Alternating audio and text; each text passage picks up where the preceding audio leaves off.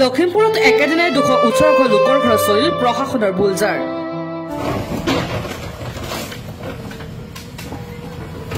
পুৱাৰে পৰা লখিমপুৰ জিলা প্ৰশাসন ব্যস্ত চৰকাৰী ভূমি বেদখল মুক্ত কৰাত।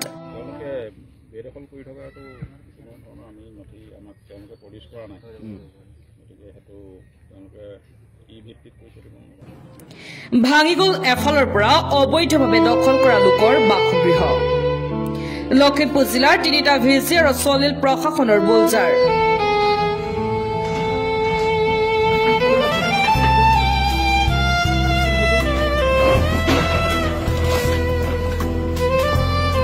জিলাখনৰ ফুকনহাট খ্ৰীষ্টান ভিজিআৰ আৰু দেবেৰা দলনিৰ 218 ঘৰ লোকে বেদখল কৰিছিল চৰকাৰী মাটি। প্ৰশাসনৰ নিৰ্দেশনা সময় উকলি যোৱাৰ 2 দিন পিছত আজি পুৱাৰে পৰা এনেদৰে এফালৰ পৰা ভাঙি যায় বহু লোকৰ বাসগৃহ।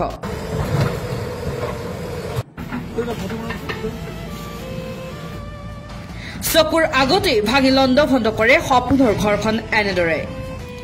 কাৰোবাৰ আকৌ বছৰৰ ভাতমুঠিৰ বাবে সিঁচা ধানৰ কঠীয়া মুঠিও সমাৰিবলৈ সময় নিদিলে।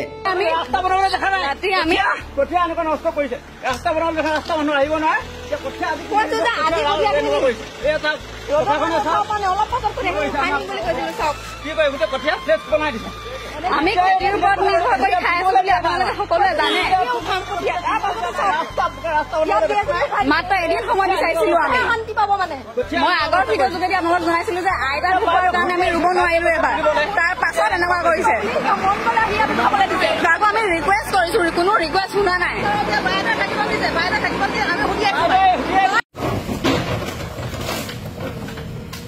কিমান পৰিয়াল আছে আৰু কিমান ভূমি বেদখলকৃত হৈ আছিল? আমাৰ ইয়াত 3টা ভিজিআৰ আছিলে, ভিলেজ গ্ৰেজিং ৰিজাৰ্ভ। 3টা আপোনাৰ ফুকনৰ হাট, দেবেৰা দলনি আৰু খ্ৰীষ্টান ভিজিআৰ। সেই 3টা ভিজিআৰ মিলি আমাৰ ইয়াত প্ৰায় 218 চাওক ৰাইজ, আপোনালোকে নিজে কওক। কালি ৰাতি যেনেকৈ আমি কঠীয়াখিনি তুলি আছিলোঁ, বহুত কথা কৈছিলে নহয়। এতিয়া চাওক, ভাল লাগিছেনে আপোনালোকৰ এতিয়া দেখি? চাওক এয়া চাওক, কঠীয়াখিনি আমি এদিনৰ কাৰণে ৰাখিব কৈছিলো, এদিনৰ কাৰণে ৰখা নাই। এতিয়া এনেকে কঠীয়াৰ ওপৰত এনেকে কৰি দিছে। এতিয়া আপোনালোকক কালিতো আমি ইমান ৰাতি কঠীয়া তুলি আছিলো, আপোনালোকে দেখা পাইছিলে। মই ভিডিঅ' যোগে জনাইছিলো আপোনালোকক। তাৰ পাছত চাওক, ইমান আমি ৰিকুৱেষ্ট কৰিছো আমি যে আজিৰ কাৰণে ৰৈ দিয়ক কঠীয়া। এদিন ৰখা নাই, এদিন ৰখা নাই। চাওক এদিন ৰখা নাই, কৈছিলো যে আজি পিছবেলা কঠীয়া উঠাম। কালি ৰাতি আমি কঠীয়া এনেকুৱা নষ্ট কৰিছে, ৰাস্তা বনাবলৈ দেখা ৰাস্তা মানুহ আহিব নহয়। কৈছো যে আজি কঠীয়া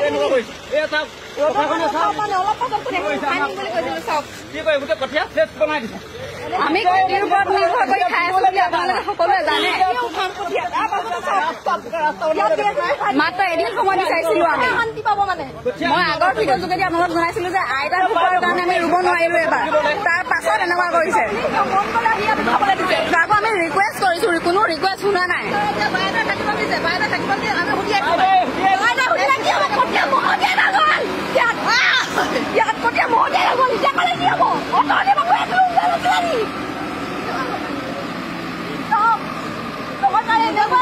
আমি কালি ৰাতি যে কঠীয়া তুলি আছো, তেতিয়া আপোনালোকে কি বুলি কৈছিলে?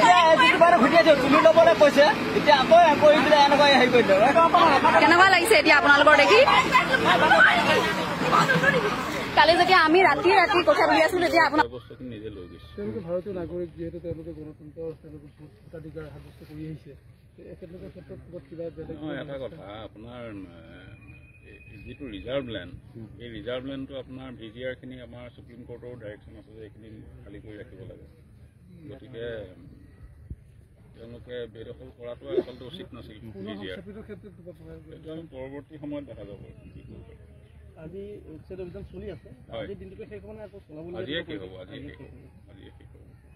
উচ্ছেদিতৰ পিছত, উচ্ছেদ কৰাৰ পিছত কি ধৰণে সংৰক্ষিত কৰি ৰাখিব এইখিনি আমি প্লেন কৰিছোঁ। আমি ইয়াত প্লেণ্টেশ্যন কৰিম আৰু আমি বাউণ্ডেৰীটো আমি নিৰাপদে ৰাখিম। আমি পোষ্ট এইবিলাক লগাই গছ কাটি পেলোৱা হৈছে এই কথাটো অকণমান দৃষ্টিগত হৈছে গছখিনি নকটাতেও হয়তো নহয় যিখিনি ধৰক তেওঁলোকে তামোল গছ বা এনেকুৱা লগাইছে সেইখিনি কাটিছে কিন্তু যিখিনি আমাৰ ডাঙৰ গছ আছে ডাঙৰ গছখিনি আপোনালোকে হয়তো মন কৰিছে ফৰেষ্টৰ মানুহে তাত মাৰ্কিং কৰিছে ফৰেষ্টৰ মানুহে আপোনাৰ অফিচিয়েলে আহি তাত মাৰ্কিং কৰিছে আৰু তেওঁলোকৰ এটা ফৰেষ্টৰ নিয়ম আছে গছৰ যিটো উইথ হয় মানে সেইটো এটা লেভেলৰ ওপৰত তেওঁলোকে মাৰ্কিং কৰি তাত অনুষ্ঠান কৰে গতিকে তেওঁলোকৰ পাৰ্টটো তেওঁলোকে গছ আৰু তামোল গছ কিবা কিবি তেওঁলোকে নিজে কাটি লৈ যোৱা যেন লাগিছে তামোল গছটো মেক্সিমাম বাঁহ গছ এইবিলাক যিসকল বেদখলকাৰী আছিলে তেওঁলোকে নিজেই কাটি লৈ গৈছে আমাৰ সেইখিনি